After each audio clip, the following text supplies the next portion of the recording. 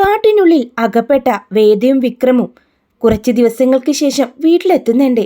അവരെ കണ്ടപാടെ ഓടി വന്ന് കെട്ടിപ്പിടിക്കുന്നുണ്ട് കമലാമ്മ. എൻ്റെ മോനെ, നീ ഇതെവിടെയായിരുന്നു? നിനക്ക് എന്താ പറ്റിയത്? അമ്മ വിവരങ്ങളൊക്കെ അറിഞ്ഞു കാണുമല്ലോ.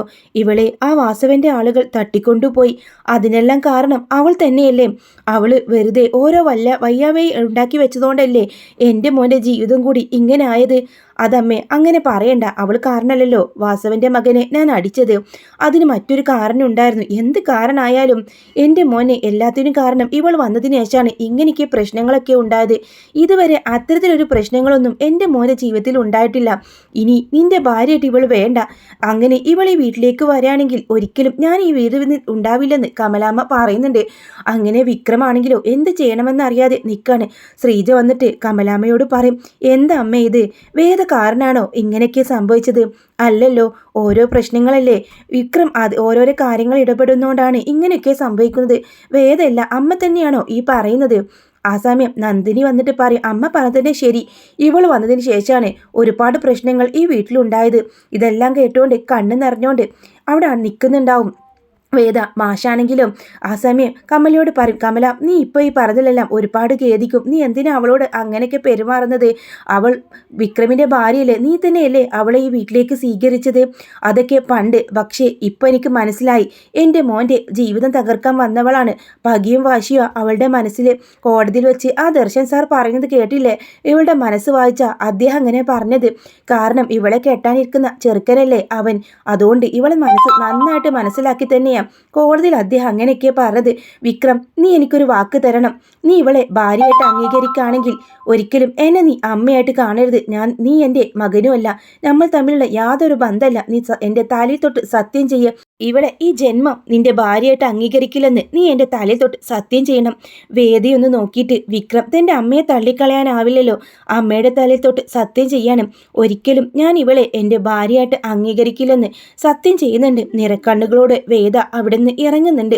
മാഷ സമയം കമലയോട് പറയും, കമലെ, നീ ഇപ്പോൾ ചെയ്തത് വലിയൊരു തെറ്റാണ്. നിനക്ക് ഒരിക്കലും ദൈവം മാപ്പ് തരില്ല. കാരണം ആ കുട്ടിയെ നീ മനസ്സിലാക്കിയിട്ടില്ല. നീ ഇങ്ങനെ പറയുമ്പോൾ അവൾക്ക് ഒരുപാട് വേദന ഉണ്ടാവും. എന്തൊക്കെയായാലും മാഷെ, ഞാൻ അവളെ ഒരുപാട് സ്നേഹിച്ചിരുന്നു.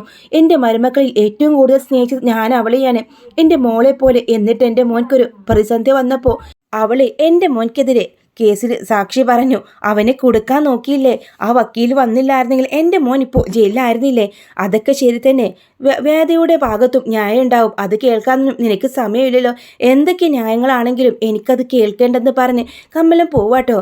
വേദയാണെങ്കിലും വിഷമിച്ചിരിക്കുമ്പോൾ ശ്രീജേടത്തി വരുന്നുണ്ട്. വേദേ, അമ്മ ഇങ്ങനെയൊക്കെ പറഞ്ഞ് നീ വിഷമൊന്നും തോന്നേണ്ട. എനിക്ക് വിഷമമൊന്നുമില്ല ശ്രീജേടത്തി. എൻ്റെ അമ്മയെ പോലെ തന്നെ ഞാൻ അമ്മയെ കണ്ടിട്ടുള്ളത്. പക്ഷേ ഇന്നല്ലെങ്കിൽ നാളെ അമ്മ ആ നാവ് കൊണ്ട് തന്നെ പറയും, ഞാൻ അമ്മയുടെ പ്രിയപ്പെട്ട മരുമകളാണെന്നും വിക്രമിനെ ഭർത്താവായിട്ട് അംഗീകരിക്കണമെന്നും ഒക്കെ അമ്മ തന്നെ പറയും എന്ന് വേദ പറയുന്നുണ്ട്. അങ്ങനെ മാഷിന് ഇത് വിഷമാവാണ് കേട്ടോ. അങ്ങനെ ആ ഒരു സമയത്ത് ഇങ്ങനെ പുറത്ത് നിൽക്കായിരിക്കും വേദ. അപ്പോഴാണ് മാഷ അവർക്കരികിലേക്ക് വരുന്നുണ്ട്. ആ തെറ്റിദ്ധാരണയ്ക്ക് കുറച്ച് എപ്പിസോഡുകൾക്ക് ശേഷാട്ടോ ഈ ഒരു സീന് വരുന്നത്. അങ്ങനെ മാഷ അവളോട് ചോദിക്കും, മോളെ, നീ ഇപ്പോൾ അമലയുടെ മുമ്പിൽ ഏറ്റവും വെറുക്കപ്പെട്ട മരുമകളായി മാറിയല്ലോ. അതിന് എനിക്ക് സാരമില്ല അച്ഛാ. അമ്മ ഒരിക്കൽ എന്നെ മനസ്സിലാക്കും, അത് മതി. എന്നാലും ഒക്കെ ഞാൻ തുറന്ന് പറയാൻ വേണ്ടി പോവാം. ഞാൻ തുറന്ന് പറഞ്ഞാലും അവളത് വിശ്വസിക്കാൻ പോകുന്നില്ല. ആ സമയം കമല വന്ന് ജനവാതിലിൻ്റെ പുറത്തായിട്ട് നിൽക്കുന്നുണ്ടാവും. എന്താണ് മാഷും മരുമകളും സംസാരിക്കുന്നത് അറിയാൻ വേണ്ടി തന്നെയാണ്. വീണ്ടും വേദ പറയും, അമ്മയ്ക്ക് അത് മനസ്സിലാവില്ല. ഞാൻ ആഗ്രഹിച്ചത് വിക്രമിനെ പുതിയൊരാളായി ജയിലിൽ നിന്ന് ഇറക്കാൻ വേണ്ടി തന്നെയാണ്. കാലാകാലം ജയിൽ വിധി കാത്ത് എൻ്റെ ഭർത്താവിനെ ആ ജയിലിനുള്ളിൽ അടക്കാൻ ഞാൻ ഒരിക്കലും ആഗ്രഹിച്ചിട്ടില്ല. പുറത്ത് കിട്ടിയാൽ വാസവൻ്റെ ആളുകൾ അദ്ദേഹത്തിന് എന്തെങ്കിലും ചെയ്യുമെന്ന ഭയം മാത്രമായിരുന്നു. പലതവണ എൻ്റെ അച്ഛനെ വിളിച്ച് വാസവൻ ഭീഷണിപ്പെടുത്തുകയും ചെയ്തു. അയാൾക്ക് എന്തായാലും പുറത്ത് കിട്ടണം വിക്രമിനെ. അതിനു വേണ്ടി തന്നെ അയാൾ ഒരുപാട് ശ്രമിച്ചു. ജയിലിൽ പോയിട്ടുണ്ടെങ്കിൽ വിക്രമിനെ ഒന്നും ചെയ്യാൻ പറ്റില്ലല്ലോ എന്ന് മാത്രമായിരുന്നു എൻ്റെ ചിന്ത. പിന്നെയാ ദർശൻ പറഞ്ഞപ്പോഴാണ് എനിക്ക് മനസ്സിലായത്, വിക്രമിനെ ഈ പുറത്തിറങ്ങിയാൽ ഒന്നും ചെയ്യാൻ പറ്റില്ല. എന്നാൽ ജയിലിനുള്ളിലാണെങ്കിലും വിക്രമിനെ അവർ കൊന്നു കളഞ്ഞേനെ. കാരണം വിക്രം മാത്രമേ അവിടെയുള്ളൂ. അവിടെയല്ല അയാൾക്ക് ഒത്താശ ചെയ്തു കൊടുക്കാൻ ഒരുപാട് പേരുണ്ടാവും. പുറത്തിറങ്ങിയ വിക്രമിനെ ഒന്നും ചെയ്യാനാവില്ല എന്ന് ദർശൻ പറഞ്ഞപ്പോഴാണ് അതിൻ്റെ ഒരു അപകടത എനിക്ക് മനസ്സിലായത്. അമ്മ സംശയിച്ചതുപോലെ ഞാൻ ജയിലിലേക്ക് അയച്ച് വിക്രമിന് എന്തെങ്കിലും സംഭവിച്ചു കഴിഞ്ഞാൽ ആ ഒരു ഭാരം ഞാൻ എന്നെന്നുമായി പേറേണ്ടി വരില്ലേ? ആ പാപം ഞാൻ എവിടെ കഴുകി കളയുമായിരുന്നു. എന്നാലും മോളെ, നീയും ഞാനും കൂടെ ചേർന്ന് നല്ലതിനല്ലേ അവനൊരു പുതിയ മനുഷ്യനാക്കാൻ വേണ്ടിയല്ലേ ശ്രമിച്ചത്? പക്ഷേ നിന്റെ അമ്മ നിന്നെ തള്ളിക്കളഞ്ഞില്ലേ? അതെനിക്ക് സാരല്ല. അമ്മ എന്നെ മനസ്സിലാക്കും. അമ്മയുടെ മനസ്സ് ഞാൻ മനസ്സിലാക്കിയിട്ടുണ്ട്. ആ അമ്മയോളം പാവം മറ്റൊന്നുമില്ല. മകനോടുള്ള ആത്മാർത്ഥമായിട്ടുള്ള സ്നേഹം. മകനെന്ന് വെച്ചാൽ ജീവന. ആ മകനെയല്ലേ ഞാൻ കൊടുക്കാൻ നോക്കിയത്. വിക്രം ആദ്യമൊന്നും ഒരു തെറ്റും ചെയ്തിട്ടില്ലെന്ന കാര്യം എനിക്കറിയാം. ഇതെല്ലാം കേട്ട് കണ്ണ് നിറഞ്ഞ് അപ്പുറത്ത് നിൽക്കുന്നുണ്ട് കമലാമ്മ. അപ്പോൾ ഇവൾ അവനെ രക്ഷിക്കാനാണോ നോക്കിയത്? എന്തൊരു മഹാപാപിയാണ് ഞാൻ. എന്തെല്ലാം ഇവളെ പറഞ്ഞു. ഇവൾ ഈ കുടുംബത്തിന് വേണ്ടി എന്തെല്ലാം ചെയ്തു. അവൾ വിശ്വന് ജയിലായ സമയത്തും അവൾ അവനെ രക്ഷിച്ചു. ശ്രീജയ്ക്കും വിശ്വനും നല്ലൊരു സംരംഭം തുടങ്ങിക്കൊടുത്തു. എന്നിട്ടും ഞാൻ അവളെ മനസ്സിലാക്കിയില്ല. വിക്രമിന് വേണ്ടി രാധയെ വിവാഹം വരെ ആലോചിച്ചു. എന്നിട്ടും പാവം വേദ അവൾ എത്രമാത്രം സഹിച്ചു. അങ്ങനെ വേദയെ ഓർത്ത് ഇങ്ങനെ ചെഞ്ചു പൊട്ടി നിൽക്കണം. ആ ഒരു സമയത്ത് അകത്തേക്ക് കയറി വരുമ്പോൾ കമലാമ്മയെ വേദ കാണുന്നുണ്ട്. അമ്മ എല്ലാം കേട്ടെന്ന് മനസ്സിലാവൾ മോളെ എന്ന് വിളിക്കുമ്പോൾ വേദ ഇങ്ങനെ മെയിൻറ്റ് ചെയ്യാതെ പോന്നിക്കുമ്പോൾ മോളെ നിൽക്ക് എന്ന് പറഞ്ഞ് വേദയുടെ കൈ പിടിക്കുന്നുണ്ട് കമലാമ്മ. എന്നിട്ട് മോളെ എന്നോട് ക്ഷമിക്ക്, എന്തൊരു മഹാപാപിയാണ് ഞാനെന്ന് പറഞ്ഞ് വേദയെ കവിളി പിടിച്ച് ഇങ്ങനെ ചുംബിക്കാൻ വേണട്ടോ. മോളെ തെറ്റായി അമ്മയോട് ക്ഷമിക്കണം എന്ന് പറഞ്ഞുകൊണ്ട് തന്നെ അവർ കെട്ടിപ്പിടിക്കുന്നുണ്ട്. അപ്പോഴും മാഷ് അങ്ങോട്ട് വരുന്നുണ്ട്. മാഷ്, കമലം, ഞാൻ നിന്നോട് അത്ര തവണ പറഞ്ഞു, നീ പറഞ്ഞതിലല്ല പശ്ചാത്തപിക്കേണ്ടി വരുമെന്ന്.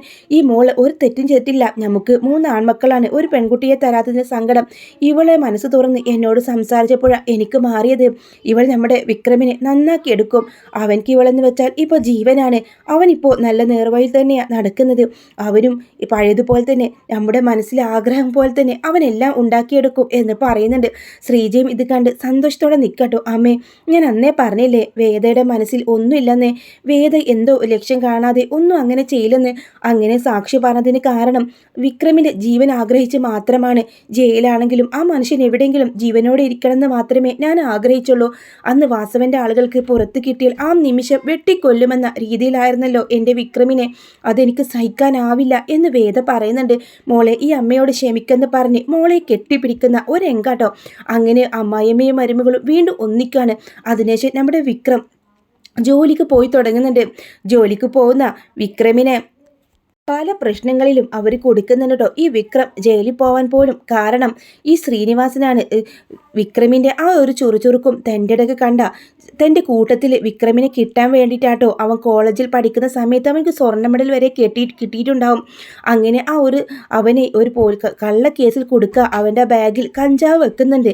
എന്നിട്ട് പോലീസ് അറസ്റ്റ് ചെയ്ത് കൊണ്ടുപോകുമ്പോൾ അവനെ വലിയ നല്ലവനായ രീതിയിൽ ശ്രീനിവാസൻ രക്ഷിച്ച് അവരുടെ കൂട്ടത്തിൽ കൂട്ടാട്ടോ. അങ്ങനെയാണ് ഈ ഒരു കേസിൽ ഈ പ്രതിയാവുന്നത് വിക്രം. അതിനുശേഷം അച്ഛനാണെങ്കിലോ തൻ്റെ അപമാനം കൊടുത്ത് തൻ്റെ മകനെ ഒന്ന് വിശ്വസിക്കാൻ പോലും കൂട്ടാക്കാതെ അവൻ തെറ്റ് ചെയ്തെന്ന് വിശ്വസിച്ച് അങ്ങനെയൊക്കെ സംഭവിച്ചത്. അങ്ങനെയാണ് കേട്ടോ ഇതിൻ്റെ തമിഴ് സീരിയൽ അങ്ങനെയാണ് കാണിക്കുന്നത്.